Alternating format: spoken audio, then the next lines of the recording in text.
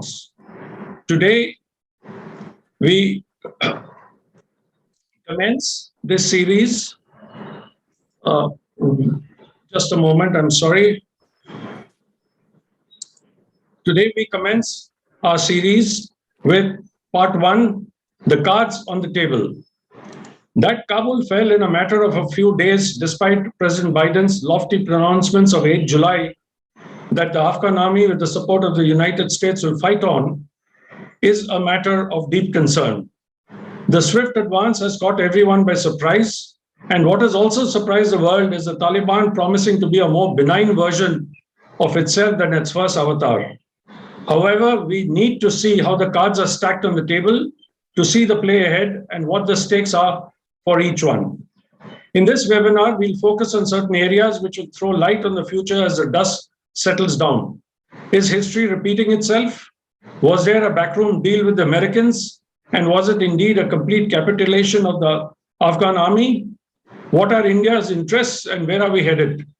The Taliban have stated that they'll be accountable for its actions and will investigate reports of reprisals and atrocities carried out by its members. And have added that the group planned to be ready with a new model for governing Afghanistan within the next few weeks. How would their economy shape up, considering the funds have been frozen? To talk about these issues and do a bit of crystal ball gazing, we have on board a very eminent panel. I have the honor to first introduce Mr. Amar Sinha, IFS. Ambassador Amar Sinha is a career diplomat who joined the Indian Foreign Service in 1982. He's an economics graduate from Patna University and worked with the State Bank of India for 2 years before joining the IFS. During his long and distinguished service, he held many important appointments, including ambassador to Tajikistan and later to Afghanistan from 2013 to 15. He was instrumental in getting high-profile projects in Afghanistan, the Salma Dam, Afghan Parliament, etc., completed. He also actively supported the Afghan Cricket Board in all its ventures leading up to a home ground for the Afghanistan team in Greater Noida, and Afghanistan joining the ICC and getting their players on the IPL. On his return, he was appointed Secretary Economic Relations. After his retirement, he was appointed board of HPCL as independent director and on the National Security Advisory Board. Currently, he is a distinguished fellow in the think tank RIS and on the advisory board of the India Foundation. He is also associated with Vivekananda Foundation and other think tanks, besides CII's International Council. Welcome, Mr. Sinha. We look forward to hearing your views. Next, we have on the panel Dr. Happymon Jacob, who is an associate professor of diplomacy and disarmament at the Center for International Politics, Organization and Disarmament in the School of International Studies, JNU. Prior to joining JNU, Professor Jacob held teaching positions at the University of Jammu in Jammu and Kashmir and Jamia Millia Islamia University, New Delhi. His areas of specialization are arms control and disarmament, as well as India's foreign policy. He has a number of peer-reviewed books and publications to his name, including Conflict in Kashmir, An Insurgency with Long Roots, and the India-Pakistan Peace Process. Just today, he's published a piece in the Hindu on the fall of Kabul, on the future of regional geopolitics. Welcome, Professor Jacob, to this webinar, and we look forward to what you discern from this rapidly evolving situation. The third speaker of the day is Mr. Sunil Pant. Mr. Pant is an independent director, Board of Supervision, Ghaznavar Bank, Kabul, Afghanistan. The bank was incorporated on the 1st of March 2009. The bank has been floated by leading business house in Afghanistan with its headquarters in Kabul and network spread across other provinces. He is a senior retired banker with a highly diversified exposure. He retired in December 2013 as Chief General Manager, Financial Control after 37 years in the State Bank of India. He is also an independent director in some other companies. He has a graduate and a postgraduate in a number of subjects and a fellowship from the All India Management Association. He writes frequently in various newspapers and magazines on banking and financial matters. As a member of CASA, we often get his deep insight into Afghanistan. Welcome, Mr. Pant, and do explain to us how you see the Afghan government of the future handling its economy and finances. Our last speaker of the evening is retired Colonel Ronald Ashok Andrew Rajkumar, VSM, who's a third generation infantry officer with 33 years of service who's recently joined CASA. He has served in CI environments in JNK and commanded an Assam Rifles Battalion in Ukhrul, Manipur. Immediately after retirement in 2008, he was picked up by an Australian consultancy as the country and security manager and subsequently as a division security advisor for South Asia and the Middle East, working out of Kabul. With a stint of 11 years on ground in Afghanistan, he has an in-depth knowledge of the country and conflict scenario. He currently resides in Lucknow, and his views on the ground situation in Afghanistan over the last month or so keeps going viral on social media. Welcome, Colonel Rajkumar, and we look forward to your reporting, so to speak, of the ground situation as well as your analysis. Our moderator for this webinar is none other than the redoubtable General P.R. Shankar, who writes and speaks extensively on geopolitical issues, our neighbors, and our military. His blog, Gunner Shot, has over 5 lakh hits. General P.R. Shankar is a retired Director General of the Artillery. He is an alumnus of the NDA, the DSSE, Army War College, the Naval Postgraduate College School, Monterey, USA, and the National Defense College, New Delhi. He has held many important command, staff, and instructional appointments in the Army and has vast operational experience, having served in all kinds of terrains and operational situations.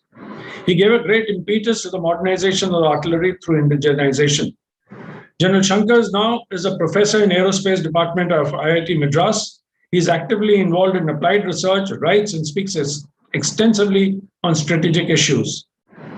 Over to General Shankar to carry on with the webinar. Over to you, General Shankar.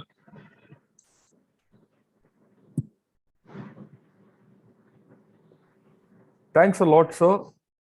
Thanks a lot for the generous introduction. Very hearty welcome to all the panelists, and a very good evening to all those who are on board in this webinar. At the outset, my heart goes out to all those people who are stuck in Afghanistan and are trying to get out one way or the other. It's actually quite disheartening to see the way people are trying to get out of their own country. Having said that, world has to go on, and we've started this Afghanistan dialogues, and we'll see in CASA as to how things pan out, and probably hold these dialogues once in a fortnight, or we'll vary it as events unfold. Well, everyone knows what's happening in Afghanistan. In fact, all of a sudden you have a whole lot of guys and everyone is an expert in Afghanistan, right? And everyone talks about the past, why USA has been defeated, how the ANA has evaporated, the Taliban's swift victory and Pakistan's perfidy. But here, today and hereafter, we are interested in the future. I mean, we have to understand that the current news is speculative, emotional, and presumptive. And you see everything through a narrow keyhole. And you don't get, you know, the overview of, I wouldn't say the overview, the specifics of the issues which matter. And most of the time it is repetitive. Now, the million-dollar question is, Taliban has won the war. Can it win the peace? That's the thing. Afghanistan per se has no value, right? I mean, if this had happened in Guatemala, would India have been so interested in this whole story? Probably not. The value lies in how does it affect our national interests. And in this context alone, what are our national interests? Essentially, these are about the fallout in Pakistan and China and how it will affect their geostrategic behavior with respect to us. And internally, as it is perceived all across, what will be the effect on Jammu and Kashmir? For that, we need to start at the fundamentals. Now, in this webinar, we're going to focus on 4 areas, right? And we'll see how the future pans out through these 4 areas and take it further in the next dialogue and see how issues come up and what should India and how should India respond, right? Now, the first issue is the external issue. The current situation has implications for its neighbors and USA, and where do they stand and what are they going to be doing ahead? And that's what I'd request Mr. Amar Sinha, our ambassador, to expound on. In fact, I would like to highlight, it's a very great thing for me that I'm reconnecting with Mr. Amar Sinha after 4 decades. 4 decades back when we were youngsters, he was starting off as an IFS fresher and I was a young captain. We were the ADC and the Foreign Service LO to the Lesotho team during the non-aligned meet way back, 81, Delhi. We were youngsters and we used to run around. Right. The next thing is the Taliban have not yet declared a government in Afghanistan. What are the political contours shaping up? And that's what Professor Happymon Jacob is going to come out with. And then, of course, like General Gautam Murthy said, the Afghanistan's economy was dependent on the West, which has locked it out. And how will this economy play out, and how things will, how will this impact Taliban's behavior and the way they move ahead, is what Mr. Sunil Pant is going to talk about. And of course, Colonel Rajkumar, with his extensive on-ground knowledge of Afghanistan, will be telling us how will Taliban 2.0 be different from their earlier vision, and he'll give us a ground-up view. With this, I will hand you over to Mr. Amar Sinha. Please, Amar, carry on. You haven't told us our time limits.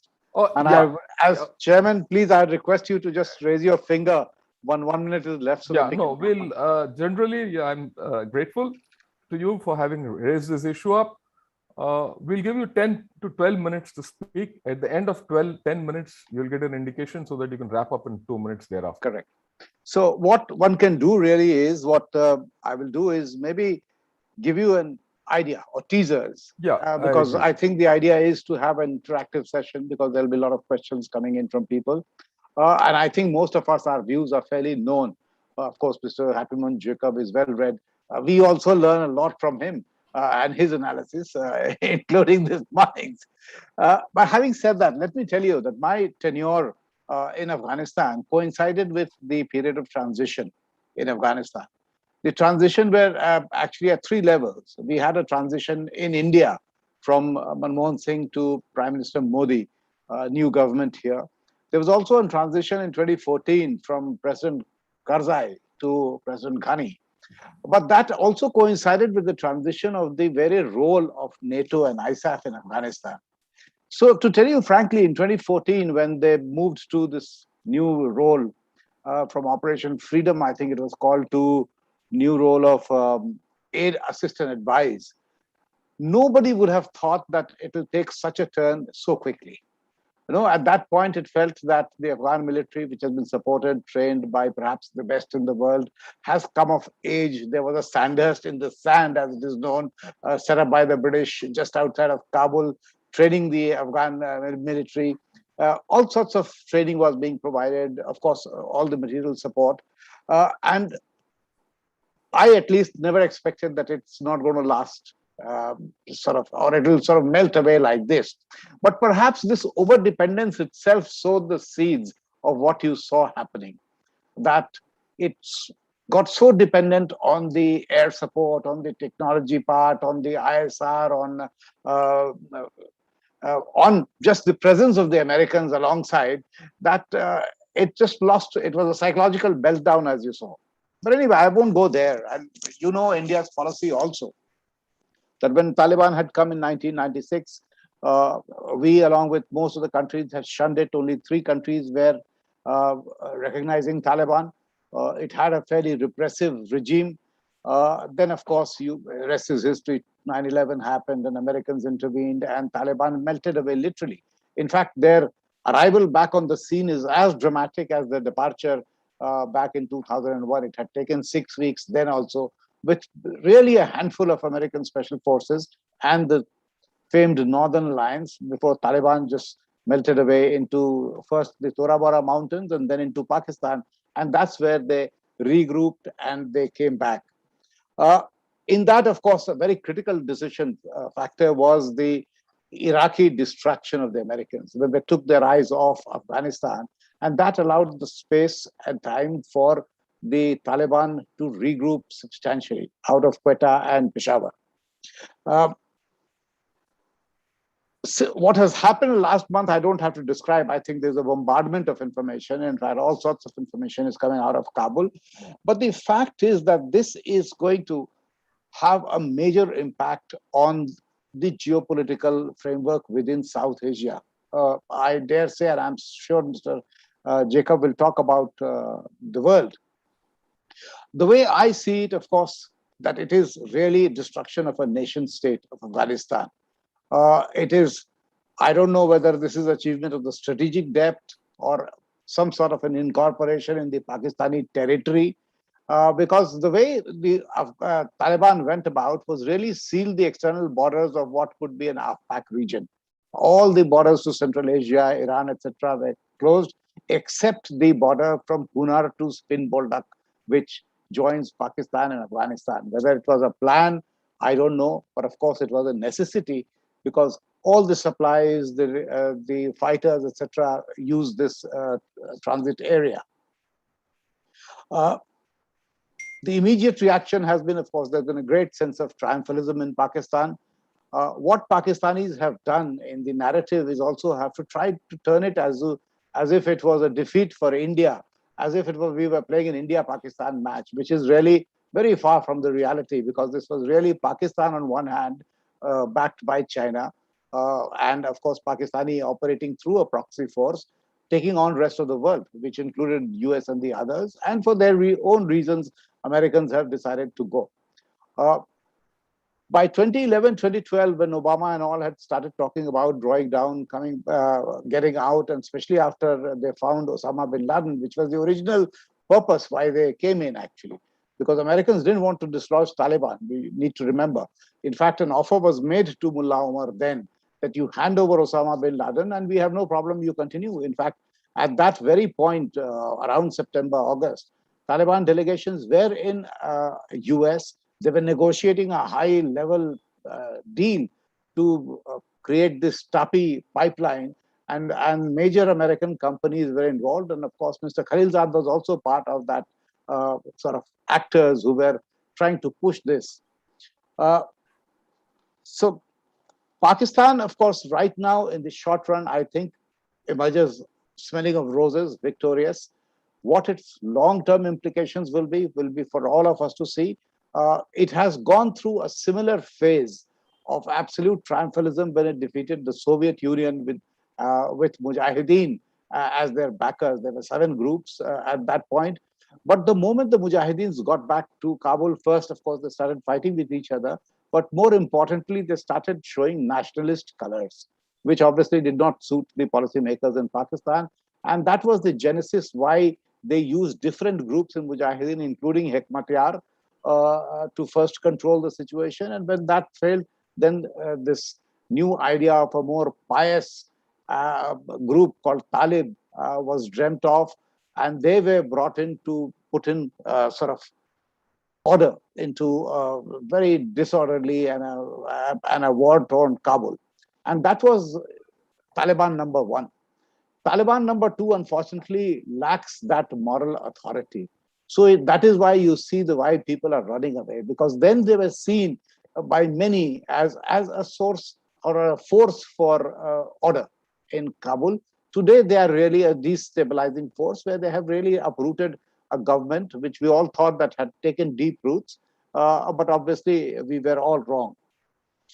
There are a lot of reasons. We will, I think, once during the question and answer, I'll answer those. But the interesting part in Pakistan and the implications for Pakistan is what we really need to worry. And I always say that this region, both India and Afghanistan, don't really have a Taliban or a Lashkar or a Jaish problem. We all have a Pakistan problem, which has been the mentor for all these groups. If we tackle that, I think rest are manifestations of the Pakistani deep state or the state and how it has used these elements to destabilize its neighbors. So one, of course, they will be not only triumphal, they will be, I think their stock among the jihadi groups and separatist groups will go very high. They will be seen as a credible partner who can stand their ground, who can take a lot of pain over the last 20 years, can take on rest of the world for their cause and see it through. That is one important message that we will have to eventually deal with. There would be spillovers in Pakistan. You can see the signs already. The Tehreek-e-Taliban Pakistan chief, the Jaish-e-Mohammed chief, they have all, after 15th of August, renewed their allegiance or oath of allegiance to the new Amiril movement. I think only yesterday, Jaish-e-Mohammed, the deputy chief, was in Kandahar renewing his oath of allegiance.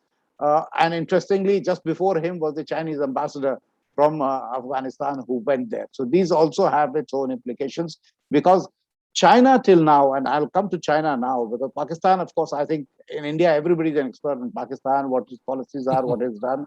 So I don't have to dwell too much on it. China till now really has been a free rider as far as Afghanistan is concerned. And in fact, when Blinken said that the time of free riding is over, I think he had these countries in mind. He perhaps even had Taliban in mind, because Taliban really was free riding on the Doha Accord of the US to get to power. Obviously, that peace process didn't sort of fructify or didn't move forward. So they took the precipitate military action. And I think this was also a message being sent to the Americans who were withdrawing.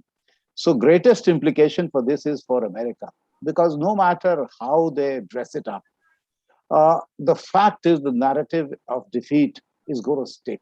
And as Fareed Zakaria said the other day, there's no elegant way of describing a defeat, no matter what you do. And that is something that they will have to deal with it on a long term, because this affects their credibility, their global standing, etc. And they already have a challenger knocking on the doors.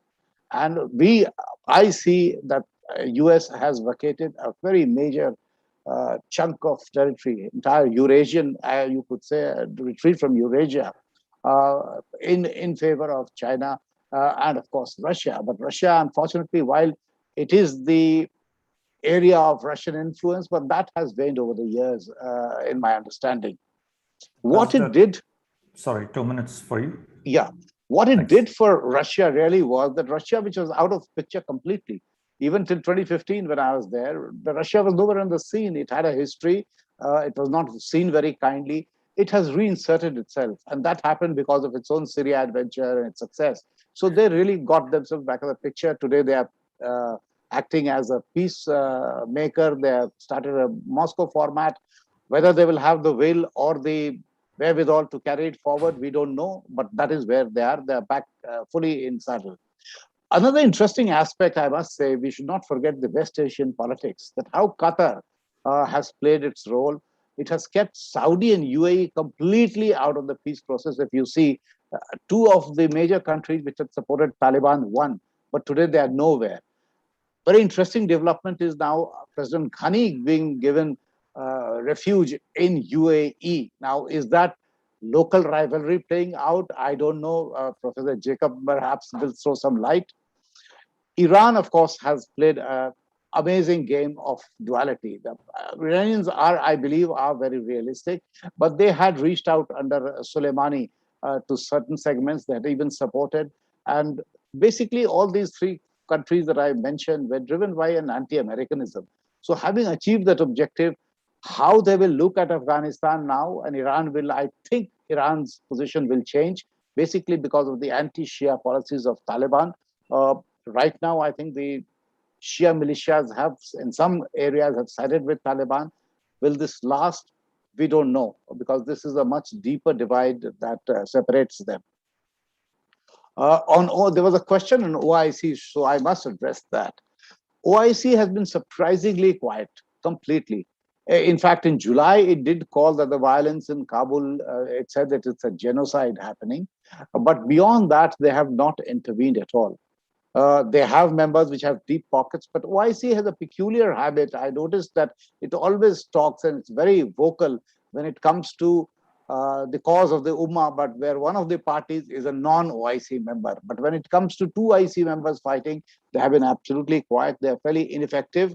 And I don't foresee any role for them, really, because it has no credibility. As it is, OIC and the challenge from Pakistan, Turkey, and the new configuration in the Muslim world emerging. So I don't know whether it will be of any use.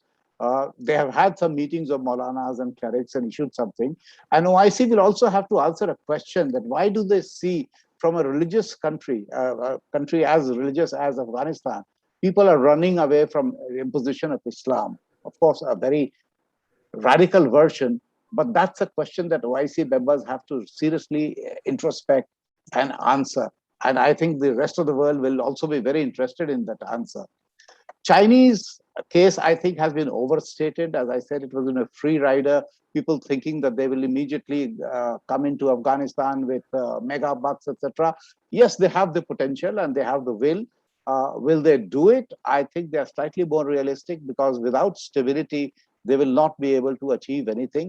In fact, some of the major contracts were given while the Americans were there, and we saw that there were absolutely zero progress, whether on the copper mine or the Amu Darya oil field, etc. So that's a wait and watch, and I think they will allow Pakistan to do the dirty work and stabilize Afghanistan before stepping up. But of course, it will open up, and even from Pakistan's perspective, I believe that Chinese, when they reach out in Central Asia or that region, they never depend on one route. You just look at the 3 pipelines that they have built through Kazakhstan, through Kyrgyzstan, all coming from Turkmenistan. But they always have multiple channels. They don't rely on one. So I think Wakhan corridor in Afghanistan will give them an additional access to Iran and to that region. So yes, it is a big potential gainer. What it will do with it, it is not clear. So I will stop there. I think I've taken my time. I'll be very happy to answer questions, because I'm sure I've not addressed all the issues that would be bothering our listeners and your members. Thank you.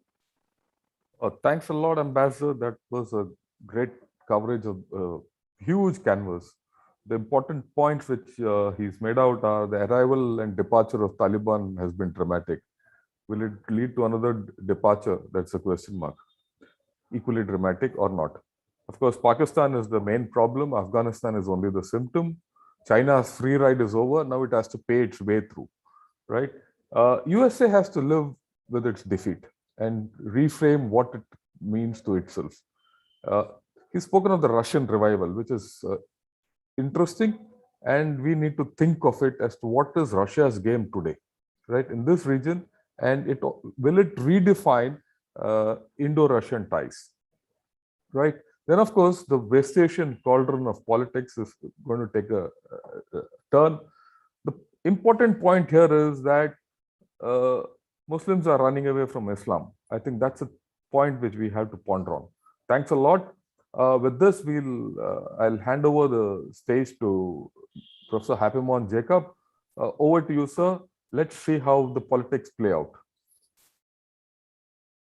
Thank you, General Shanga, for the introduction. General Moti, thank you so much for inviting me to be on this CASA platform.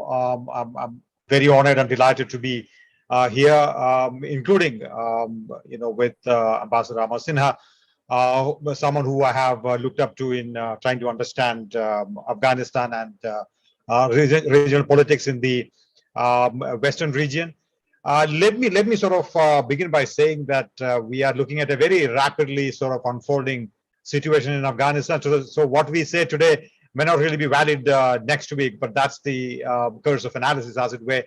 Let me also say that India is handed down a sort of fait accompli in the region, and we have no choice but to adapt to the changing circumstances, as it were. At the moment, it seems that China, Pakistan, and Russia are quite heady from the Taliban victory in Afghanistan, but I don't think the honeymoon is going to last that long as things unfold and develop. I think things are going to get harder for all these countries, including for the Taliban itself in Afghanistan. But I think the one larger question is, and this is again something Ambassador Sinha mentioned, will the new sort of anti-Americanism in the region and the fact that many of these countries, including the Taliban, are quite anti-American in various degrees, will that adversely affect India, and how will that sort of play itself out? But let me sort of begin by a slightly different question. Is there a Taliban 2.0? Or is it a myth that is perpetrated by people like myself? I think, let me put my head on the block. I think there are 2 levels of moderation that I see, and I could be quite mistaken about it, but at the domestic level and at the international level. At the domestic level, the moderation that I'm seeing is that there is a certain amount of moderation in the stance of the top leadership, certainly based in Doha. Qatar on the, if you look at some of their various statements, including Stan Exai or the spokesperson or various others, who's spoken about women's rights, about embassy staff recently, or on the question of terrorism itself, they made the right statements. Will they walk the talk is a different matter altogether. But this is not the kind of moderation or the language that or the grammar that we saw from the Taliban from 1996 to 2001. So there is a difference in the language that they are using. Whether the Taliban commanders on the ground will abide by this moderation by the Doha leadership is a different question altogether. That depends on whether Doha leadership is going to be able to instill some discipline in the cadres on the ground. Or will the street fight prevail over the leadership in Doha or in Quetta, as it were. Now, the way I'm looking at the unfolding situation in Afghanistan, I'm also seeing a certain amount of difference between the urban strategy adopted by the Taliban and the rural strategy adopted by the Taliban. In the urban centers, I think because the Taliban wants to sort of showcase to the rest of the world that, hey, we are good guys. They are being more moderate, more smiley, talking the right language. The guys English-speaking Taliban are probably engaging the media and the protesters, etc. But that's not what is happening in the hinterland, as it were, in the provinces. I think this is again something that I think we must keep in mind. Again, talking about the domestic moderation, we are perhaps looking at the possibility of a coalition government in Afghanistan. One doesn't know whether that is going to fructify at the end of the day.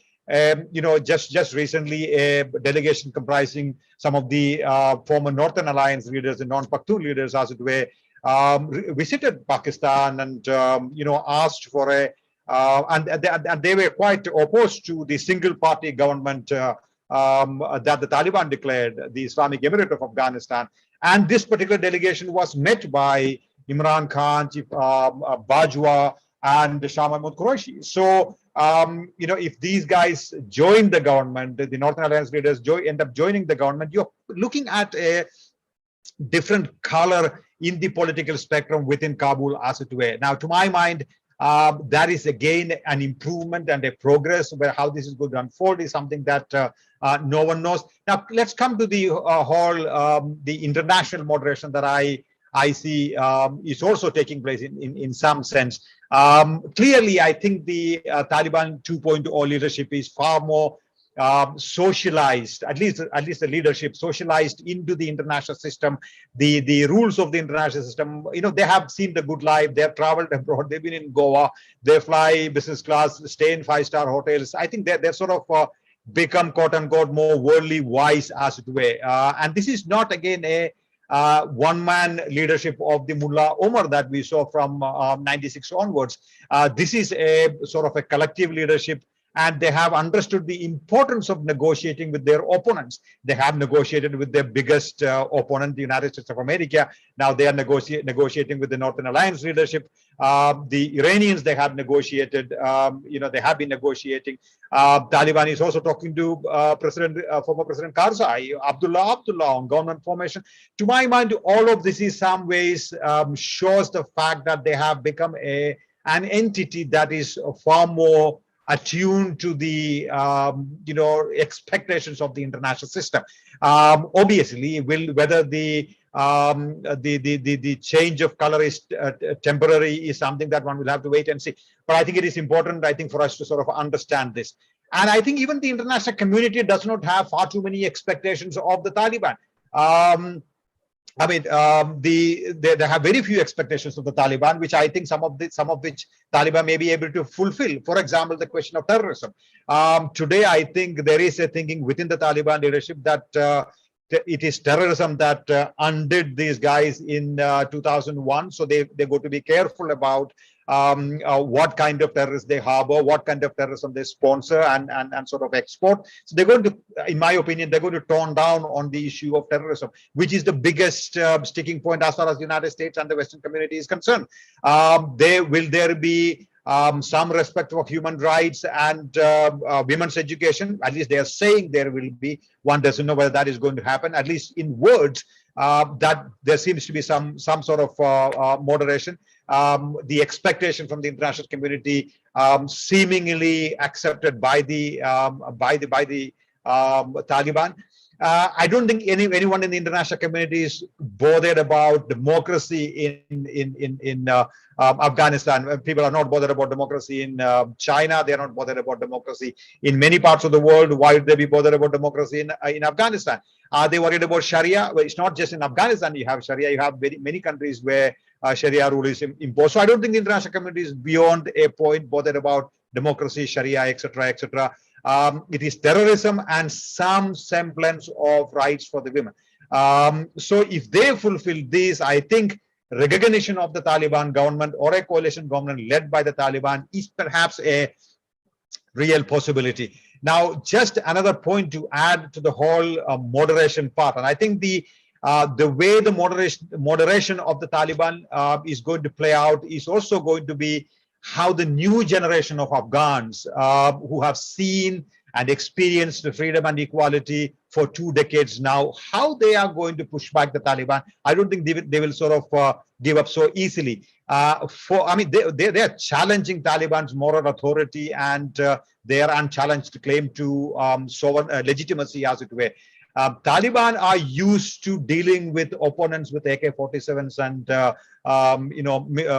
missiles and things of that kind. They're not used to dealing with unarmed people, unarmed women, unarmed civil society members protesting against them. So that is new for them. So how this dynamics is going to play out is also, I think, something that is interesting. Now that's the moderation aspect. Now let me come to the elephant in the room, which is really the Taliban-Pakistan relations, as it were. And Ambassador Sinha did mention, I think for us sitting here in India, we need to really understand that, because that's the as he correctly put it, it's not Afghanistan that's a problem for us.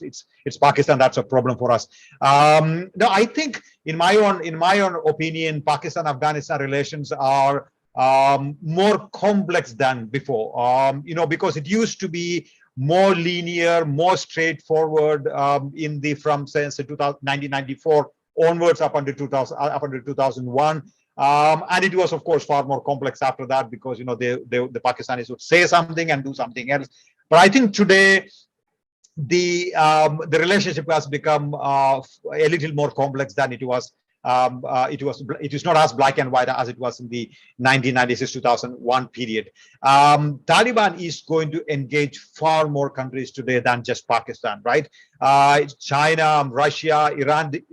Listen to the UK defense chief making the kind of statement the UK defense chief is making about the Taliban, as if these are boys who we can talk to. That kind of language. You're looking at a certain amount of states who are going to reach out to these Taliban. So I don't think the Taliban are going to be beholden entirely to the Pakistanis. They're going to hedge their bets, unlike in the past. And more importantly, this generation of the Taliban leadership have experienced ill treatment at the hands of the Pakistanis. Right? The people like Mullah Baradar, for example, was in Pakistani detention for almost 9 years. He's now playing a leadership role in the Taliban. And the Taliban, the fact that they have also carried out a consolidation of their authority. I know I have just 1.5 minutes. I'll stop very soon. They have also managed to capture Afghanistan in a matter of 11 days. Probably also shows that they did not have to depend too much on the Pakistani deep state, the ISI, and the Pakistan army. It will also infuse a certain amount of autonomy into the minds of the Taliban leadership, as it were. So I think, therefore, to my mind, therefore, should India engage the Taliban?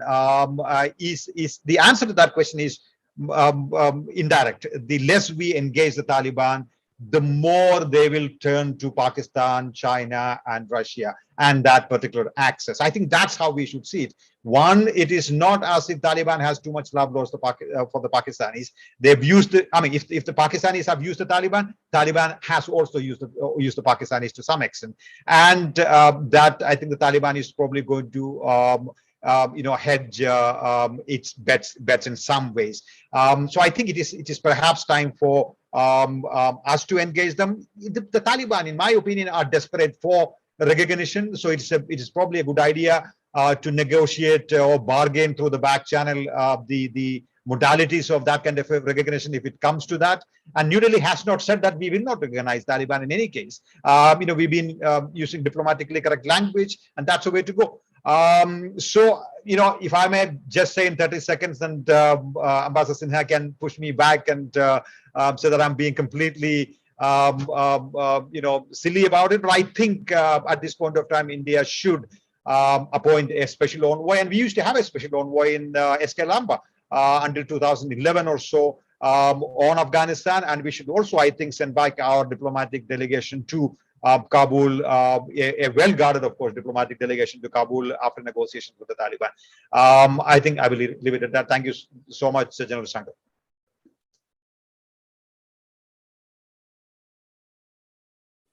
Thanks a lot, Professor. You covered a whole ground.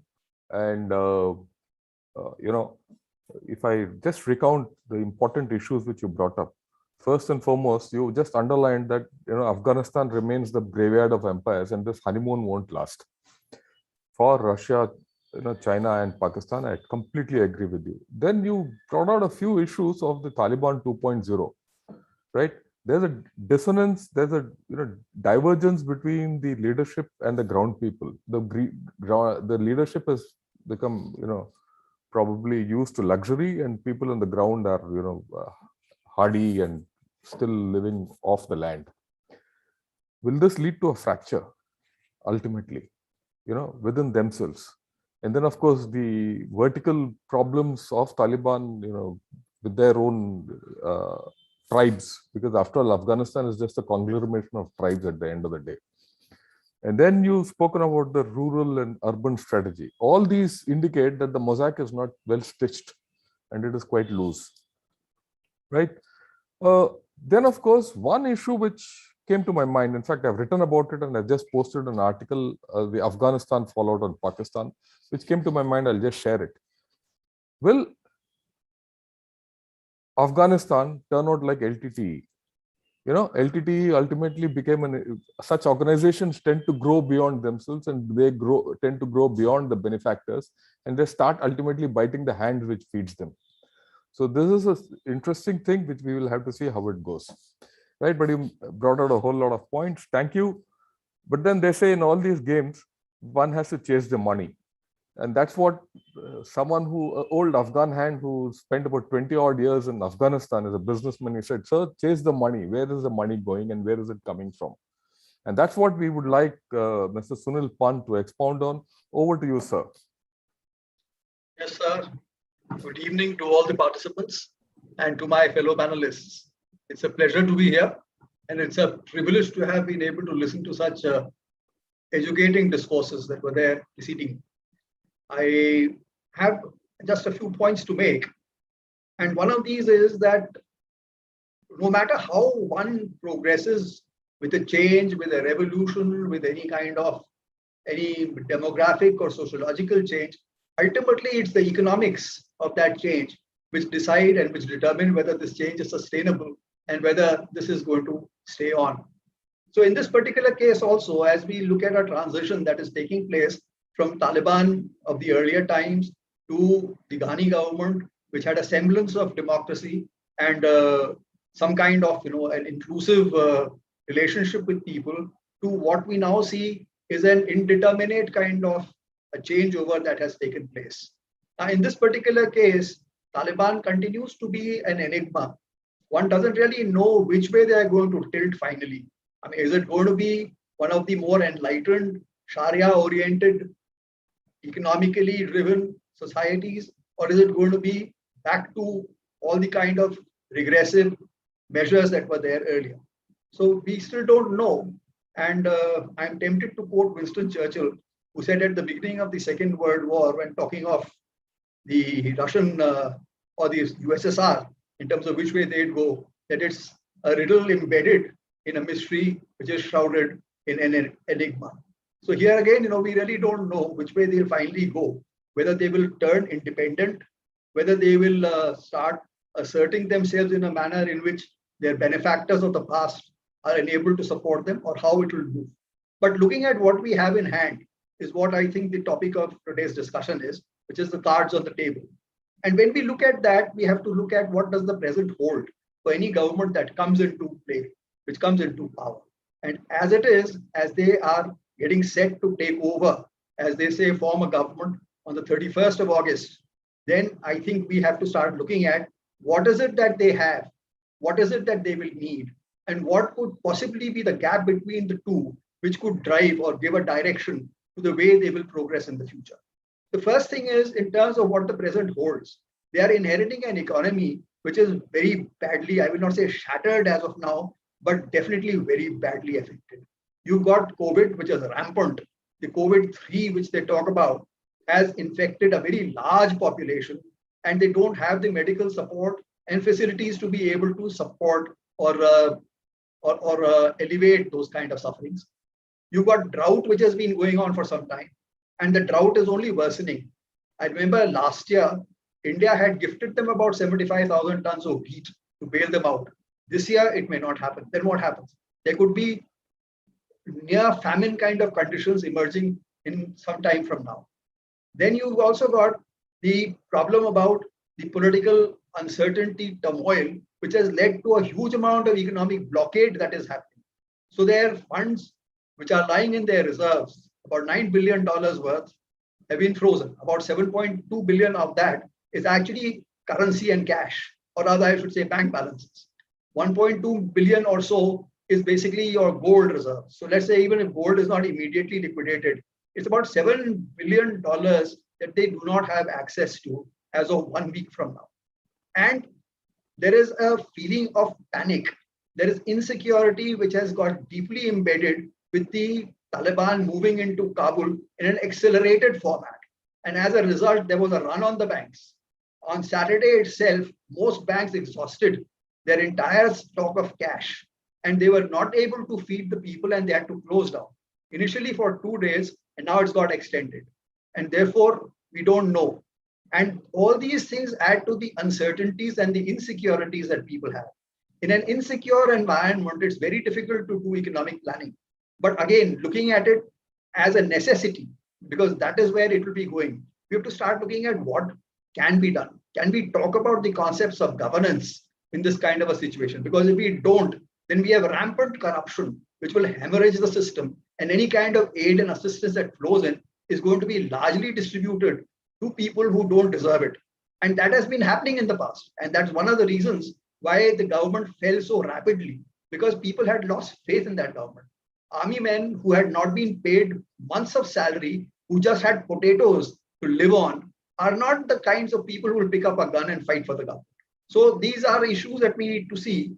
Historically, if you look at it, the Afghans, as they are, and particularly after the impact that various foreign intrusions into the country have had, they have been very insular. So you have these small pockets which are actually just looking up to their tribal head or to the village head to guide them, to lead them, and where the izzat that is embedded in this is something that becomes paramount, and therefore people are willing to die for it. There is also the question of what is it beyond that. So if we look at governance in any form, and we evolve this kind of governance to go up to the national level, then we are also looking at why should they do it. So there you have to look at the element of profitability. Given the kind of poverty that you have there, 82% of the rural population is facing abject poverty. This was being defined at $1 per day till about 2-3 years ago. But even after Abdul Ghani raised this to $2 a day kind of income, even then at $2 per day, you find that almost 85% of the people are earning less than that. So there has been an increase. There's been a rapid increase in the number of people who are actually below the poverty line, not the official poverty line, because that is around 42, 43. But if you look at this $2, then there are almost about 85% people who are below that. And that is something amazing, alarming in all ways. There's another factor that needs to be considered, which is the youth. The working population of the youth constitutes 49% of the population of Afghanistan. And there are no jobs. If you look at it, where are the jobs in Afghanistan? Barely 17% is what could be called in some ways as a formal employment or something resembling a formal employment. That means 83% of the people are dependent upon either agriculture and allied services or in something that spins out of that. So that is again something that creates problems. The third problem that is there is the widespread use of information. The information, even in an insular country like Afghanistan, and I think, when I was looking at the statistics, I was amazed. More than 70% of the people in 2018 owned a mobile phone, and about 20% of those had smartphones. And this number would have increased since 2018. We are 3 years from that date. So even if we are looking at just a marginal growth of about 2 to 3% per year, we're still looking at something closer to 80% in this time. 80% of the people who have access to information, which is not totally censored and which flows to them. What does it do? It creates aspirations. It raises the expectations that a person has from the society around him. And therefore, what do you find a result of this? A consequence of this not being satisfied is the strong law and order problem that you have there, the kidnappings that you have, the ransoms that you have to pay, the kind of widespread corruption that you have. In a feudal society where people take profit or rent seeking as an acceptable way, these things happen. And that is something, again, which can get into a society's bones and act like cancer. So this is again something that we have to look at when we are looking at any kind of an economic or a sociological changeover. I'm not talking politics. And therefore, this is going to be something that is going to be worrisome. There's another factor that we need to look at, which is in terms of managing the aspirations of people who have participated in this turn, I would say the change that has taken place, but who now have no role to play. What do you do with all the thousands of militants who joined this movement, who are armed, who have learned how to use arms, but now are going to be unemployed? That is going to create another problem. And finally, when you look at it in terms of what are the agencies for disbursement of economic gain or of money or of wealth, the banks. The banks are exceptionally weak in Afghanistan. There are barely 3 banks that have a Camel 2 rating. The rest of them really go down, and some of them even are as bad as Camel 5 ratings. Camel is a rating assessment format which looks at the capital, the assets, the liabilities, the management, the earnings of a particular bank for a particular period.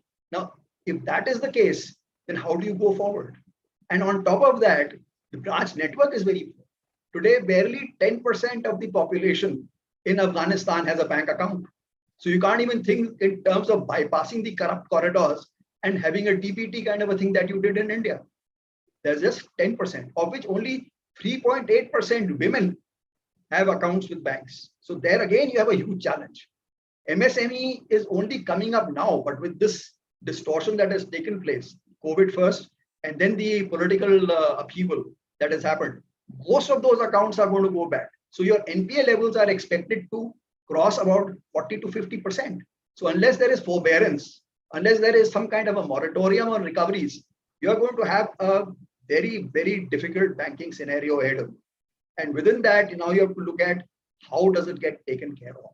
How do you inject currency into a cash-driven economy? Because the Afghan economy is a cash-driven economy. And therefore, you don't have the dispersal points. You don't have the points of contact from which people can get cash easily. So there is going to be a challenge there. The other problem that is there is... Sir, sorry to interrupt. You want to take your 2 minutes to wrap? Okay, I'll be finishing very soon. So the other problem is that in terms of imports, with the freezing of the accounts that are there and the non-release of aid and grants that were supporting about 80% of the annual expenditure, we have a problem facing us there also. And Afghanistan, again, is a heavily import-dependent society. So you don't have food, you don't have imports, you don't have medicines. It's a recipe for another kind of maybe a revolution coming up or some kind of huge disgruntlement that is going to sink into the society. So we have all these kind of challenges coming up, which are there on the economic front. And this is what the current government is going to inherit. One way that I see the Americans having moved out of it, there is a meeting that was on today. I couldn't attend it because I felt this was more important, which is on making suggestions for US intervention in the economic areas to facilitate these kind of banking challenges that are coming up. So one of the things out there is that there should be some kind of, maybe the US has this DFC, whether the DFC can provide certain kind of assistance, some kind of assistance in terms of being able to bankroll temporarily, short term, some of these banks. Because even with the capital erosion that is going to take place, this is going to be a difficult thing. There's going to be a problem in terms of supply of money. There's going to be a problem in terms of imports of goods. There's going to be a problem in terms of managing your resources. And there's going to be a problem in terms of the normal hemorrhaging that takes place anyway.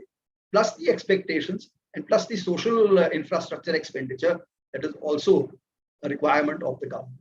So I think, we have huge challenges ahead. And I don't know how these are going to be tackled. As I said, we probably need to just wait and see. Maybe it's too early. And as Chawalai said to a reporter when he asked him about his views on the French Revolution, it's too early to comment. So that was about the French Revolution.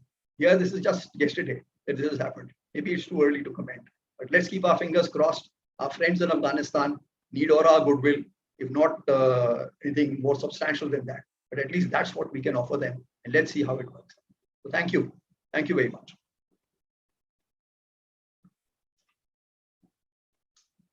Thanks a lot, Mr. Pant. I think you actually outlined the graveyard, why Afghanistan is called the graveyard of empires. Because the economic situation is, really bad from any perspective.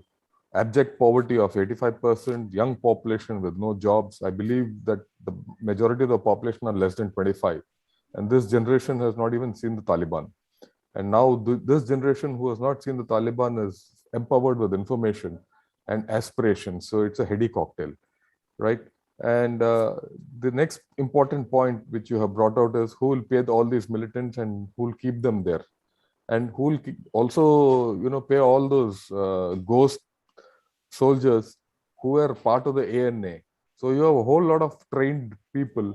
And by any count, it's about over 4 lakhs.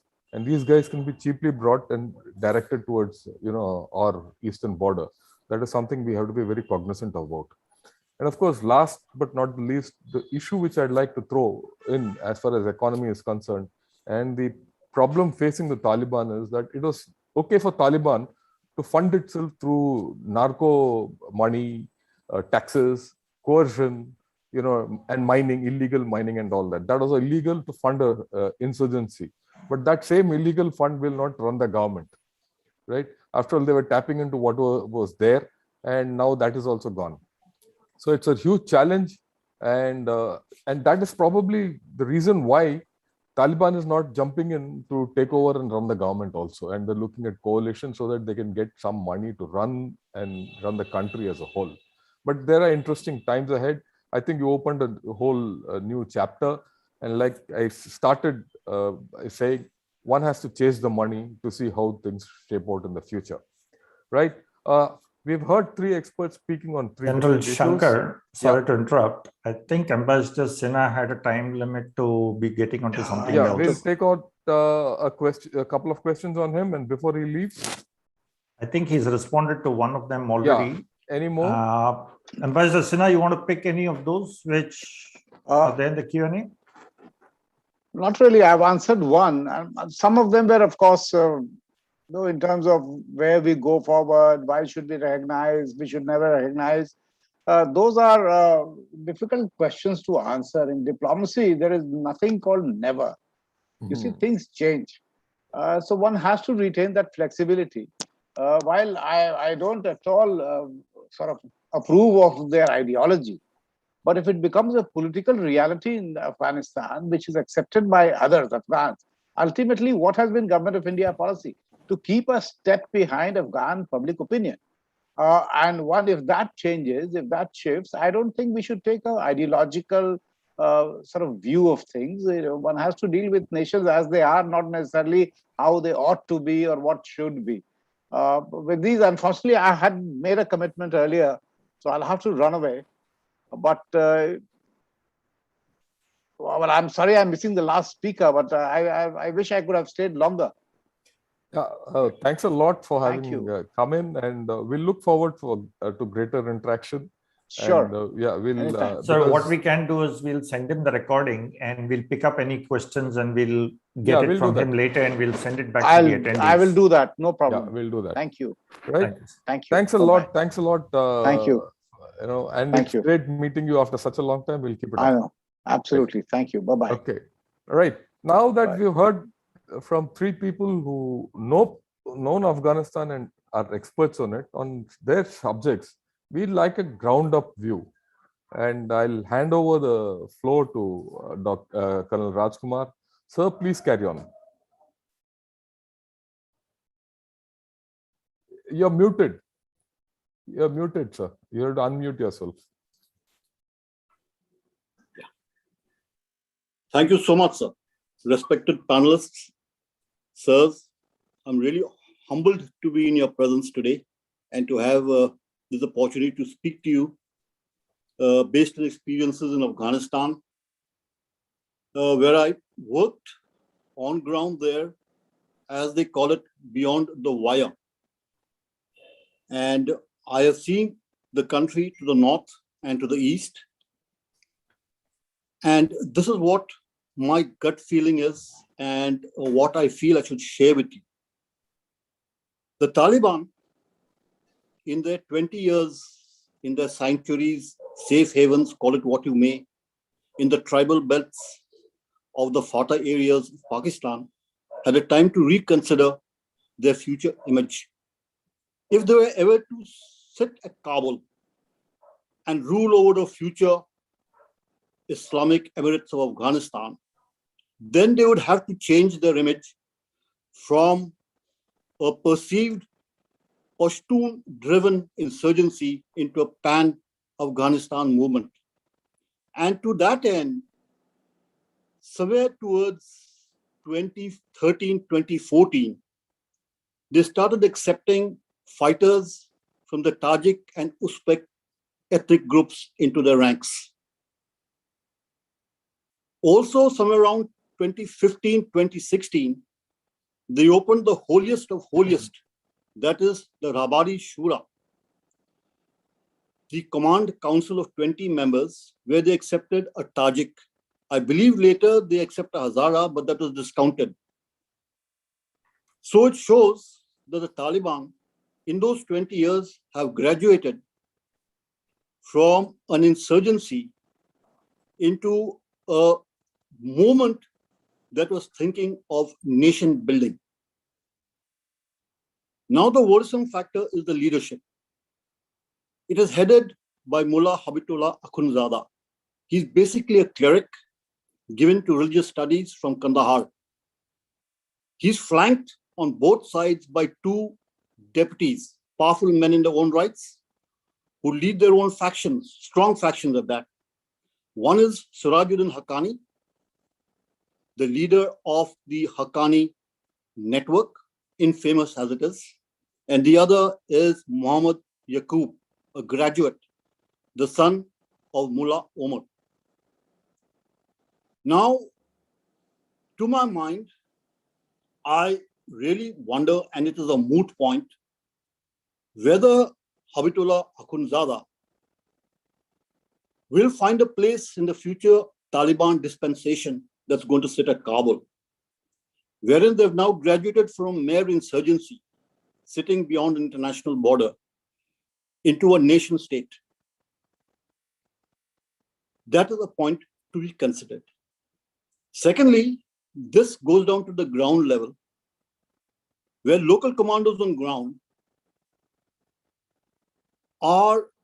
have expressed their discontent from time to time of the lavish lifestyles being led by the leaders sitting at Doha and other Taliban leaders in exile. Whereas there, they are on ground, fighting and sweating and shedding blood and treasure. This is a factor to be considered, whether the cohesiveness of the Taliban is going to last in a forever scenario, or that is going to fracture at some point of time. But like is brought out by the respectable honored ambassador, the Taliban, to my surprise, has displayed such remarkable acumen that they sealed off 7 border crossings before taking on the capitals, except for Nimroz, of course, it fell earlier. By that, they went and sat at the very borders of Turkmenistan, Tajikistan, Uzbekistan, and left those countries no choice but to see an insurgency which is going to become a nation very shortly, sitting on their borders, and no option but now to deal with them in trade, in diplomatic relations. So, and this move had another effect in that it cut the ground under President Ashraf Ghani's feet and showed the central government to be incompetent, weak.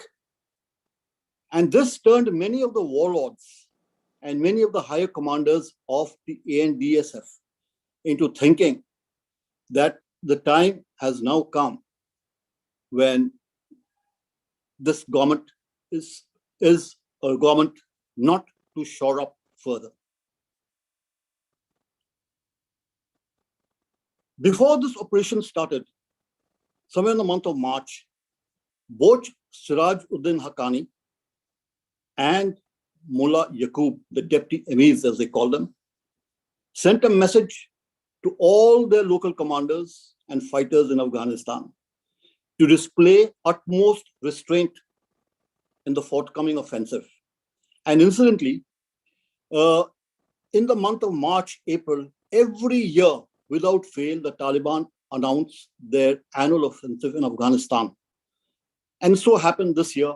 It started the same time, but also coincided with President Biden's announcement of the withdrawal of the Americans from Afghanistan. So whether this message passed down to the local commanders, who often are a law unto themselves, I really do not know. But what we see is the remarkable restraint that the Taliban showed at the gates of Kabul. They didn't behave like a medieval rampaging horde, straight away getting into the pumped up and totally energized with their victories in the province and rampaging through Kabul. But they halted there, trickled in to occupy the security outposts vacated by the police and the ANDSF, and gradually went into the town. And what I hear is that their presence within Kabul is very thin on ground. 10 to 15 at checkposts, critical checkposts at that. And maybe they may have put in a more thicker strength of fighters into the Hazara areas in police districts 6 and 7, which may be potential flashpoints. But what we are seeing at the airport on TV and on media, I feel is a face-off between the Taliban and the Americans. Because the local Taliban fighters who are there, they just can't understand as to why the Americans are still here. Aren't these the chaps that we had licked? So that is a burning question. And that is why we see this friction happening at the Taliban airport. I hope it just does not carry on further. The next is this resistance movement that is starting off, we heard, in Panjshir, led by the son of Ahmad Shah Massoud, Ahmad Massoud, that is his name, and Amrullah Saleh, first vice president of Afghanistan. Now, Amrullah Saleh is a very, very competent man. I frankly admire the guy. He is Langley trained. He has been declared by ORF as a standalone man and the last man standing. Had a number of assassination attempts. ISI planned assassination attempts, but he survived. And now he sits at Panjshir. And reports are trickling in that this movement is now gaining traction out there, militarily speaking. They have taken Puli Kumri. They have taken, Charikar, the capital of Parwan province, and they have taken 3 districts in Baglan. both north and south of the Salang Tunnel. And Salang Tunnel is a very strategic point because it divides Afghanistan literally into north and south Afghanistan. Anyone who sits there commands the vital main supply route which runs through it. And that's what Amit Shah Massoud did in the heydays of the Northern Alliance. So this is a worry for Taliban now. Control Kabul or divert troops to handle this insurgency, this uprising in the north. So far, there's been no response. But what I've seen on various feeds coming to me is that the Taliban had sent some special forces of theirs from Kunduz, which were beaten, sent back, and the Taliban have captured some, and the Taliban have some of their fighters have been captured by these fighters in Baghlan province, who are basically ANDSF soldiers who have not surrendered to the Taliban when Kunduz, Badakhshan, and Takhar fell. So let's see where this takes us on in the days to come. Colonel, you want to wrap in 2 minutes? Thanks. Yes, sir. The Taliban, as I feel, is a matured organization now. It demands international recognition, but it has got to work for it. The provinces, as brought out by the Honorable Ambassador, have seen spikes of violence against women, executions, and their agenda of targeting ex-NDS, ANDSF pilots, that is carrying on. It depends on the leadership. What is their political will and the power to stop this? And if they do manage to control it, I think the Taliban will emerge from this as a modified force, which may be able to govern Afghanistan. But the local people, the Afghans themselves, are still worried. They just can't accept the fact that the Taliban can change. And leopards never change their spots, they say. So it's a wait and watch period for us right now. And I sincerely doubt whether the Taliban will ever be able to get rid of the Al-Qaeda, about 600 strong of them, of the ISK, which are still there. Because if they do try to take some concrete steps to remove these people, these violent extremist groups from their soil, they lose considerable face in the jihadist world. So these will continue to stay on. And the worry is that both the ISK, Islamic State of Khorasan, and the AQ are big tent names. They can attract fighters from other regions in the world who may come to Afghanistan, seeing it to be a safe haven, and gather under the banner of both these violent organizations. That is a worry. And it could have a carryover factor into our Kashmir area, because they will be looking for other conflict zones in this area to expand to expand jihadism, and Kashmir may just turn out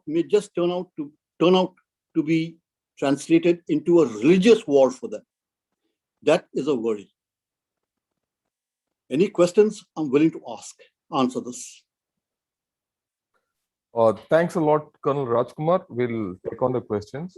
But let me recount the important points which Colonel Rajkumar has made. What he has said is that the Taliban, from an insurgency, is turning into something which is a movement for nation building. He's also highlighted that there is a gap between the leaders and the rank and file, and there's a fault line which I had earlier mentioned and which the earlier speaker also spoken of. So that's a thing which will play itself out. Then, of course, the resistance which is coming out from the Panjshir Valley, and the importance of the Salang Tunnel, which he has said, I think it's a very important thing. And the net of this is that the government formation in Kabul might not come out that fast. till such time that resistance is there. Because what you see on the social media and what you hear from probably the West is that they are garnering a bit of support, and this might grow. And like someone said yesterday when I was watching a TV program, as fast as the Taliban came, the situation, they are not stabilized fully. They might even be thrown out. But that's an extreme way of looking at it. But let us see how it goes. And then, of course, the presence of Al Qaeda and ISIS continues, and it will not run away. And the dangers which are posed to Kashmir. Right. I'd like to, before I take on, open the door for all the questions for our panelists to answer, I'd like to highlight something which is typical of Afghanistan and which I've heard right from long back. In Afghanistan, the saying is, if between two brothers there's enmity, it's always brother versus brother. When the cousin joins in, it is brother plus brother versus the cousin. When the outsider comes, it is the brother plus cousin versus the outsider, till the outsider is vanquished. And when the outsider is vanquished, it's back to the square one, till the brother fight the cousins, and then the cousin is vanquished and the brothers get to back. So are we going to see this movement back? Because this is historic for them. And this is the way the tribes live. And anyone who has served in the Northeast and who served in tribal areas will recognize this factor very well. But that's a thing for us, how it will play out. With this, I'll open the door for questions. You may shoot. Maddie, you can direct them to the panelists to get their expert opinions on these questions. Yeah. Thank you, sir. Okay, I will try and go with the questions in the orders that they have come. Yeah. I think the first one was about how are the Pashtuns going to be reacting to the China BRI project that's anticipated to be going to Afghanistan. So maybe, Professor, you want to take it, and then Mr. Pant, and then Colonel. Right. The way I'm looking at the whole BRI question and the China question in Afghanistan is in the following manner. If you actually look at the Chinese engagement of Afghanistan, they've been pretty careful. Remember, they had supported the Northern Alliance at some point of time. They also actually gave money to the Ghani administration, and yet their investment in Afghanistan is not all that huge. So you're looking at the Chinese having played different games. That it is not as if just because the Chinese have been talking to the Taliban, they have not been talking to the Ashraf Ghani government. They have been talking to the Ashraf Ghani government. They have been supporting it. They have been talking to the Taliban. They have in the past supported the North Alliance, and their entire investment in Afghanistan is not very huge. I mean, if I remember correctly, it's under $3 billion or something like that. So at the moment, China has played it very cautiously and has been very careful how to invest, where to invest, and how much to invest. I don't think they are in a hurry to sort of jump into Afghanistan, either with the BRI, either for the BRI project, or even other mining or oil energy projects in Afghanistan. They're going to be careful about it. Now, I don't know if there is going to be any pushback from the Pashtuns, and I don't see why that would happen. I mean, maybe I haven't followed that enough, but I don't see if the Chinese are going to be very careful, and they have shown that they're very careful about it, their investment, and who they support, when they support, how they support. I don't think it is going to backfire that easily. I think that is the broader sort of perspective I have. In any case, if the Chinese are going to go into Afghanistan, it is going to be with the support of the Russians, with the support of the Pakistanis, with the support of the Taliban. So even if there is some opposition from within Afghanistan, I think they will be able to manage it. I mean, for example, look at Balochistan. Is there a reaction to Chinese investment in Balochistan? Of course, there are attacks on the Chinese. Has that prompted the Chinese to withdraw entirely from Balochistan or Pakistan? No, it has not. So I don't think this is going to be a major issue, impediment in this sort of Chinese engagement of Afghanistan in the days to come. They're waiting and watching. Mr. Pan? Yes, thank you. It's a very interesting question because sometimes, the Chinese intention of getting into Afghanistan as a part of an extension of the CPEC is something that is supposed to enhance the viability of the CPEC model. The other factor also is that the Chinese like to work with plan Bs and plan Cs. So when they are looking at it, and particularly as per reports, the recent attack where 9 of their engineers died in a bomb blast, they probably would also be looking at an alternative route of getting into a warm water port kind of a thing. Then they have also been able to displace India to an extent in Iran.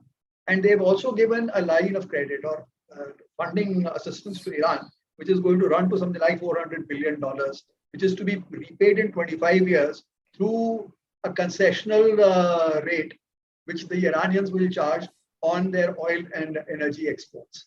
So for that, again, they need to have some kind of a pipeline because transporting it by road or rail will be expensive.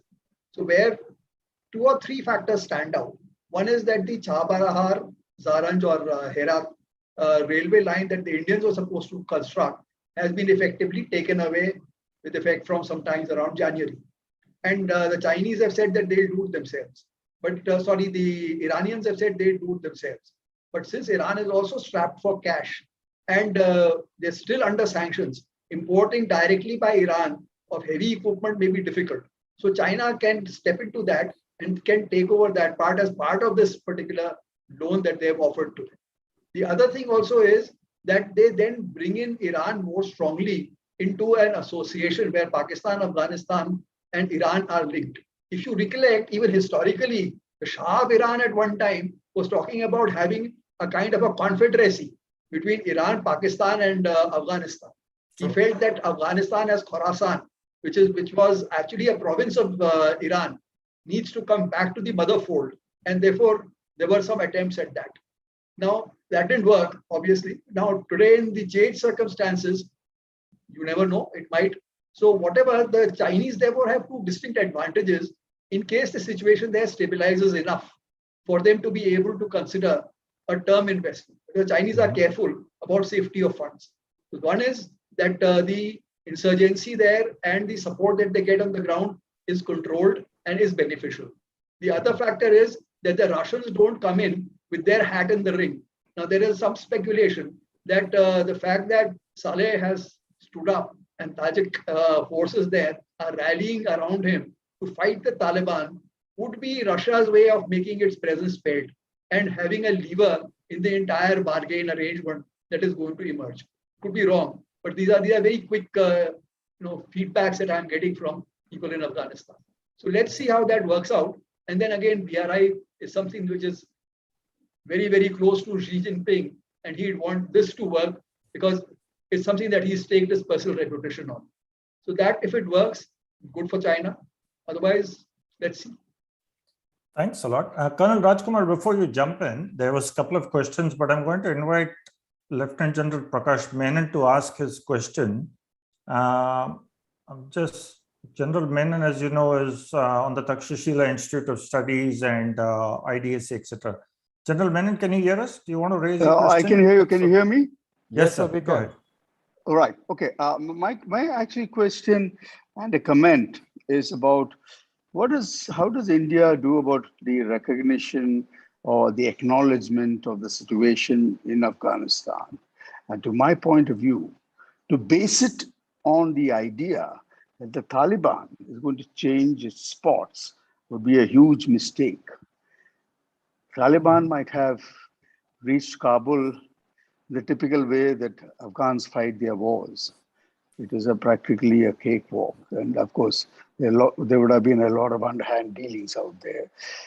And the fact that Hamid Karzai was in the palace along with Abdullah gives an indication of what happened. And if we were to also acknowledge that the troops were also told not to fight even by Ashraf Ghani. So the point for India is, of course, not to get into and make any quick decisions, but to base it on the fact that Taliban will now change its color, its political ideology, I think would be a stretch. So to say that they now are different Taliban, of course they are different Taliban. These are different times. They have got support which like they have never had before, both from Russia, China, and Pakistan. So they are different. But the point really for us is, do we want to ever acknowledge Taliban as the rightful rulers of Afghanistan? After all, Amrullah Saleh's argument that he is the vice president, and according to the constitution of that country, he is therefore the head of state, is also another point which we have to consider. So I would like your comment. Thank you, sir. Colonel Rajkumar, just to take it from there, there's also what you mentioned about the congregation that's happening in the Panjshir Valley, where about 8 to 10,000 ANDSS soldiers apparently have congregated. They got helicopters and all that. Do you want to throw some light on what General Menon asked and how the Taliban, whether it's going to end up in a civil war or whether acting President Amrullah Saleh could actually form a coalition? So what I'm going to believe is that yesterday or day before yesterday, Dr. Abdullah had either gone to Panjshir or a group of Panjshir delegations that come to his house in Kabul and they met. This was to reach some type of reconciliation, which of course did not work out, seeing the events that happened last night and today. Right. Amrullah Saleh is the prodigy of Ahmad Shah Massoud. And I do not think that he would back down or kowtow to the Taliban. He himself has said, I will not bow down to the Taliban vocally. So reaching some type of a handshake deal with the Taliban, I think is a far-fetched possibility. It will not happen in the near term now. But let's see how it pans out for him. Because this present operation which is carrying on in Baghlan and in Parwan provinces will open up a link, probably, most probably, to connect across the Amur Darya River to Tajikistan. Because the resistance as such is now landlocked in a sea of Taliban captured territories. It has no way of getting supplies, critical wherewithal into that area. So they face a real problem now. They have appealed. You must have seen the media today. They have appealed to the US for help. But I think the US now, with Biden at the helm, will not venture into this quicksand anymore in the near future. So Amrullah Saleh is not likely to agree to any such agreement with the Taliban, nor will Ahmad Massoud, who is the son of Ahmad Shah Massoud. This resistance, I think, will carry on for some time.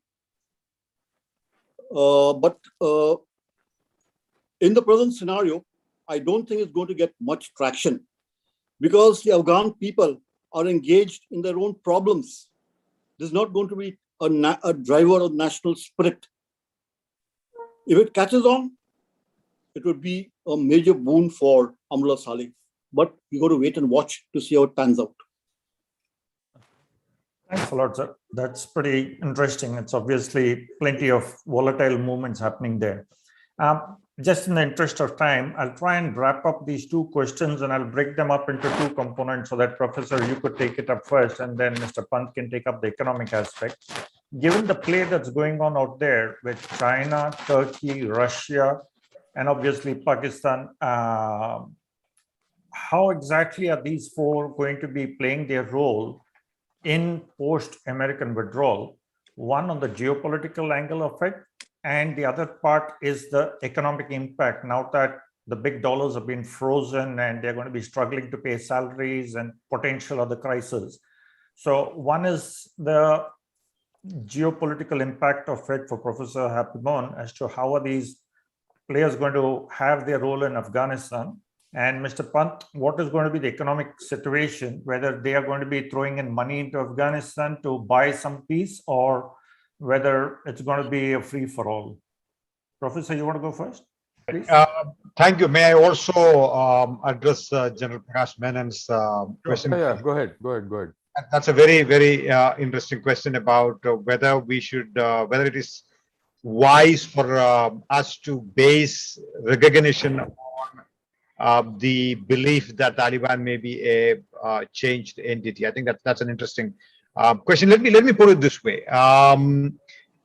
I think as far as India is concerned, every which way you look at it, we probably haven't emerged, you know, as a winner in the current geopolitical churning, as it were. If anything, we are probably one of the losers, you know, in some ways. I mean, I'm sorry to put it so bluntly. So what we are trying to do, I think, as a country, we should try and make an already bad situation slightly better. Now, coming to the question of whether we should base the recognition issue on whether Taliban has changed or not, I think there are three aspects to it the way I see it.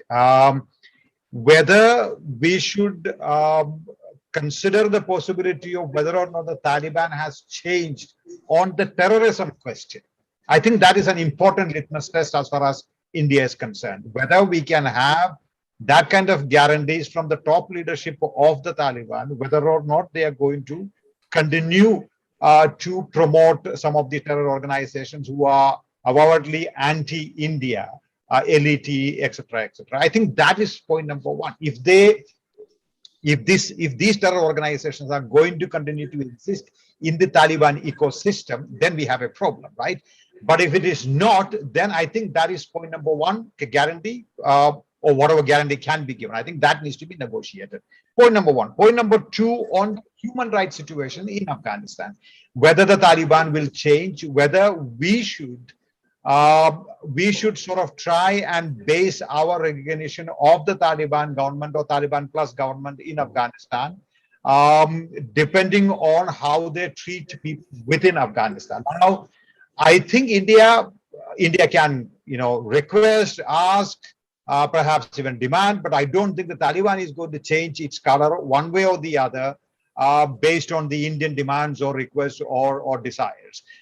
So to that extent, that's not something that in our hands. Finally, on the Pakistan question, and this is something that I sort of referred to in my earlier presentation, which is on the Pakistan question. I think the Taliban is perhaps looking beyond just being a handmaiden of the Pakistanis, as it were. So to that extent, this is perhaps the time to engage the Taliban, because in my opinion, in my considered opinion, they are not just a handmaiden of the Pakistan. They're probably looking beyond Pakistan at this point of time. On the question of the China, Russia, Pakistan, Iran, and Turkey question, clearly, I think there has been some talk among these countries, China, Russia, Iran, Turkey, and Pakistan, of having some sort of a regional security arrangement as a counter to the Quad, etc., etc. But there has been a lot of talk. I mean, it is not as if the Russians and the Turks are in the greatest of terms. They have their own issues. So this is all a lot of talk that's happening. I don't think Turkey coming into the whole Afghan scenario in a major way. Turkey has accepted Afghan refugees going out of Kabul. Turkey has talked to the Taliban. Turkey has spoken to the Ghani administration's representatives. So Turkey has been playing all kinds of sides. But I think the real players are going to be, I think, China, Russia, Pakistan, and to some extent Iran. Turkey, I don't see much of a role. Okay, thank you. Mr. Pant? Yes. See, the way I look at it is that Afghanistan is an untapped potential. It has not really been tapped very well because of all this turmoil and all these fights and conflicts that have got centered around there. plus the fact that at one time communications and logistics were not as good as they are today. Therefore, in that context, we are certainly looking at, again, a kind of a historical repeat of the trade lines or the trade routes that can be drawn. In fact, in one of the papers that we had made in Afghanistan for the future economic interests of Afghanistan, we had talked about the lapis lazuli route, and we had talked about the linkages with the Central Asian countries and how Afghanistan could kind of benefit from those and how these could be anchored. Of course, they all finally devolved around a major operation coming out of Chabahar. But Chabahar at this moment is still not really taken off as much. So there are now talks of the Ircon trying to probably import a huge amount of equipment and getting it restarted. So let's see going forward how that happens. Ultimately, the value that Afghanistan has is not by way of anything that it can do, really speaking, because agriculturally, in case of animal husbandry, it doesn't have that kind of a heft to be able to sort of look at it something like, let us say, Australia does. So that's nothing that they can do on that. They might be just about able to move out of subsistence to better than subsistence. On the other side, in terms of mineral wealth, yes, it is there, but exploitation of mineral wealth requires, again, roads, it requires that infrastructure and all that, for which I don't know if they have very many investors lined up. It is attractive, but it is still something like a pie in the sky. So it will need to be seen how this translates. Finally, it is basically trade and transit that can give them money, if that is possible, because that is also something that they've been traditionally doing. So therefore, if the situation with Pakistan stabilizes, Pakistan is also looking at making a foray into the Central Asian republics, into Iran, using the Afghan route, though they of course have the Balochistan route also, but they are looking at it from that angle. And then again, China is also looking at it. So there could be, if the present government is able to stabilize politically and is able to control people in Afghanistan from getting into a violent mode, I think, in the days ahead, this is something that is a likely eventuality, because you cannot do without it. And finally, just yesterday, we have prepared a paper for the Americans, which is in terms of what they should do to support the banking system in Afghanistan. And that is important because, as I was talking earlier, you need injection of currency. The currency is almost drying up in Afghanistan. The shipments of currency that normally come in thrice a week have not come for the last 1 week or more. So there is going to be a currency scarcity that is going to lead to more problems out there. There is a huge devaluation of the currency that has taken place in just about 4 days. The currency value dipped from about 76 Afghanis to a dollar to 98 Afghanis to a dollar, and by now must have crossed. If currency is available, maybe about 100 plus. So you have these kind of issues. We have suggested that maybe the US could sort of support a view that is being taken, that there could be some structural support provided by IMF. Because otherwise, this government is going to be in deep, deep trouble. 80% of their GDP, or let us say their expenses, is being financed either from aid, grant, or earlier salaries that they were getting from the foreign troops that were there, and contractor salaries. Now that again is not available because the foreigners have gone away and the contractors are leaving or will have left. So that part of it, dependence on the Americans is pretty much dried up now. Yes, but the Americans, this is come through the Afghan American chamber. So I presume that the Americans are trying to open a back door to see if there can be some kind of leveraging. And finally, when you have to run a government, finance is a good lever to have. So if the Americans can do that, and if these people are serious about running a government, the Americans will have their leverage through these routes also, multilateral agencies, direct assistance, as it is Biden has promised, direct assistance of $500 million. He can hold that out, as a kind of a lure, as a bait. So let us see how this thing moves forward. But currently, I think it's slightly early in the day to sort of get a pure feel of what would be the way ahead. Crystal ball gazing is going to be a bit difficult over there. Yes, it's going I think to one of the points you touched on before I hand over to General Shankar about the mining, there was some Australian company also which had got some exclusive rights. But the other issues about Iran, given what's happening on the eastern borders of Afghanistan and the northern borders, Iran could end up becoming a wild card to open up the port and other import-export activities into Afghanistan. But no, thanks a lot for that. General Shankar, I'll hand it over to you to summarize. Thank you. Thanks a lot, Mary. And at the outset, I'd like to thank all the speakers and the panelists for having given out valuable insights into Afghanistan. One thing which comes out very clear from everyone's talk is that there's a big muddle there. It's too early to predict anything. One has to wait and watch. Right. Now, I just like to put across an anecdote to you. There's a lot of talk of this guy Stanikzai, who's from ex-IMA, who's now part of Taliban and is going to be someone high up in the ministry there. But I'd like to recount that one of my course-mates, who was also an Afghan cadet in NDA, he rose up very fast when he went back, became a general, and hung along with Najibullah at that point of time. So these things take a big turn one way or the other. So I'll leave it at that. I just thought I'll put it across to you. But let's get back to the fundamentals which I started. Why are we bothered about Afghanistan? If this was in Guatemala, would we have been bothered? No.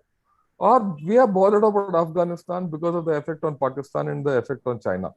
And that, I think, is what we need to keep our focus on. And that's where we'll take this dialogues further. And at every time when we're going to discuss this, we're going to have this summing up as to what is happening in Pakistan and what is happening in China and how does it affect us and how does it affect us internally, because that's the bottom line for us. Right. If I may give an overview of what's happening in Pakistan at this point of time, hot money is flowing out of Pakistan. The dollar bonds are going at a discount. Right. And if you see, I've always maintained that Pakistan has three fronts. It has got a western front, that's a Durand line against the Afghanistan. It has got an eastern front against India, and it has got a central front. I call it a central front along the CPC, the Indus, and the unstable area out there. And if you see, all three fronts of theirs are on fire today. You take the incidents which are happening. In fact, the quietest front is the Eastern Front, right? And you look at the things which are happening in Bawalpur, which are happening in Gwadar, which are happening in Quetta, and all these areas. It's not fun, right? And I think at this point of time, there are no easy answers for Pakistan either, with the Tehrik-e-Taliban Pakistan and Jaish and LET paying obeisance to Afghan Taliban. And with ISK and ALQ in the mix, the Durand line politics are going to come up big way. And it will be in our interest to keep Pakistan focused on its central front and its western front, right? Rather than taking them on our eastern front. But that's wait and watch, and the policy which the government of India has to really come up with. Okay. Now, when you look at China, everyone says, look, USA has vacated and China will take over this landmass X, Y, Z. And right, that's one way of looking at it. Just look at it the other way, because one must look at it from both sides. What is happening in China? If you analyze China, the virus is now blooming. It's hitting the economy. Its economy was slowing down as it is. It's having problems. Till now, China was an aided economy. From here on, it's an opposed and unaided economy, right? It's not going to have an easy run from the West. Okay, the demography in the next 5 years is going to flip in China, and it's going to have a demographic economic cost, which China has to pay, and there is no way whether they have a 3-child policy and a 20-child policy to get out of. And this is facts. And they're going through this vacuum which has been created in Afghanistan. This is uncertain geopolitics. Remember that ETIM, even if it configurates a little and touches Xinjiang, and with the outreach we've had into Tibet through just that birthday wish to the Dalai Lama and the Secretary Blinken's outreach to the Tibetans in India, both these put together challenge the one China policy. And the Chinese are very, very sensitive about this. So in this kind of a condition, when their economy is slowing, when there are issues, will they make a deep foray into uncertain Afghanistan where the outcomes are uncertain? So it's a thing to ponder about. Right. We've been very facile in saying that USA has lost. My question, just think, has USA really lost? USA only delayed what was to happen 10 to 15 years back by 20 years. In fact, USA was losing till now. They might have had a military defeat and a political defeat of some proportion. The USA is still engaged there. We heard Mr. Pant saying that everyone is looking towards USA to open lines of credit. The money is still there. It's not coming from China. Right? And they've withdrawn. The men are not there. They're consolidated. Are they in a better position to handle other things as things come about? These are the questions which one has to see. Again, have we lost? There are two views to it. One is saying, yeah, we have lost. We have no role to play in Afghanistan. What have you lost? Nothing. You come back, everything is intact. You're seeing others get into the thing. You're on the sidelines. In fact, there is a view that India is in a sweet spot. And if you can handle this intelligently, and if you get a window of opportunity to stabilize J&K, because nothing is going to happen. It's not as if there's a one-way street. All these fellows are going to start running towards J&K now that Taliban is in power there. It is going to happen over a couple of years. And if in this couple of years, if you can stabilize J&K to some extent, you've done the trick. Ultimately, the integrity and sovereignty of India is more important than the integrity and sovereignty of Afghanistan or Pakistan. So I think we have to look at it from an India-centric viewpoint, and there is a lot of way to go ahead. I'm not advocating a line out there. I'm just giving you a contrarian view, which we have to consider. Right? As days go by, more things will come out of Afghanistan, and we'll continue this dialogue. Right? With this, I'd like to thank all the panelists once again. I'd also like to thank my ex-NDC commandant for having raised a very valid point. Thanks, General Menon, sir. Over to you, General Gautam Murthy, to wrap up the whole show. Thank you. As the founder of CASA, it's a great honor to be having these webinars and getting so many luminaries on it. At the outset, I'd like to thank our panelists for today, Mr. Amar Sinha, who had to leave a little early, Professor Happy Mohan Jacob, Mr. Sunil Pant, and Colonel Ronald Rajkumar. Thank you all very much for sharing your views with us. General Shankar, my good friend and moderator, who moderated and summed it up wonderfully, the entire gamut of what we are looking towards or what we are, what's likely to happen. Mr. Mahadevan Shankar, who is the backbone of CASA, Ms. Barnali Shingar Roy, our technical assistant, the core group CASA, who actually got together and we decided to have this webinar. I would like to thank General Ata Hasnain, who provided the spark for this, all the CASA members for your wonderful discussions and posting of articles that every day one is finding it difficult to keep pace with. And above all the attendees for your patience and your time to attend this, that you took out to attend this webinar. And lastly, cannot but help say that history seems to repeat itself, the old cliche. And I'd like to end by two quotes. One is of Richard Nixon 52 years ago, where he says, "Let us understand, North Vietnam cannot defeat or humiliate the United States. Only the Americans can do that." So the point of perception, the world sees what has happened today. And lastly, a quote from the French Revolution, which says, "The revolution, like Saturn, devours its own children.